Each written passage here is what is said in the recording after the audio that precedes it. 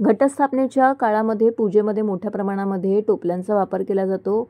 या टोपल्या बांबूंपासून विणल्या जातात। याच पार्श्वभूमीवरती ठाण्यातील बाजारपेठेमध्ये सध्या मोठ्या प्रमाणामध्ये बुरुड व्यावसायिक दाखल झालेले आहेत। जळगाव, रावेळ, भुसावळ येथून हे बुरुड व्यावसायिक टोपल्या विणण्याकरिता ठाण्यातील बाजारपेठेमध्ये दाखल झालेले आहेत। जवळजवळ 40 ते 45 कुटुंब या ठिकाणी आपला संसार घेऊन टोपल्या विणण्याचं काम येथे करतायत।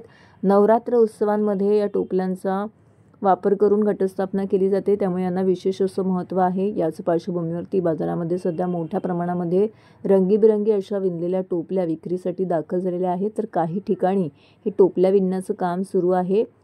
10 ते 15 दिवस या ठिकाणी हे बुरुड व्यावसायिक मुक्कामी राहणार असून बांबूंपासून टोपल्या बनवण्यामध्ये सध्या ते व्यस्त आहेत। रावेळ येथून बांबू आणून त्याचा योग्य प्रकारे छाटणी, कापणी करून रंगरंगोटी करून त्यापासून ह्या टोपल्या बनवल्या जात आहेत। तर हे टोपल्या बनवण्याकरिता या कुटुंबियांकरिता शासनाने काहीतरी विशेष लक्ष देऊन राहण्या पाण्याची सोय करावी अशी मागणी या बुरुड व्यावसायिकांनी केलेली आहे।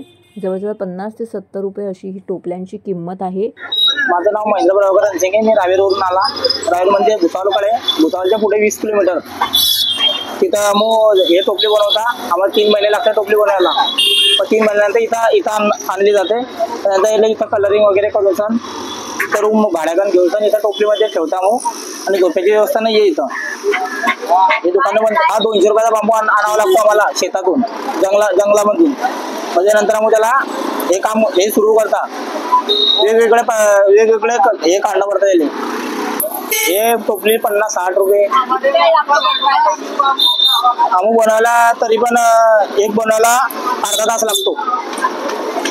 अर्धा तास झाल्यानंतर एक बनते। शासनाकडे एवढंच मागणं आहे की आम्ही जेव्हा इथं येतात आम्हाला काहीतरी सुविधा हवी।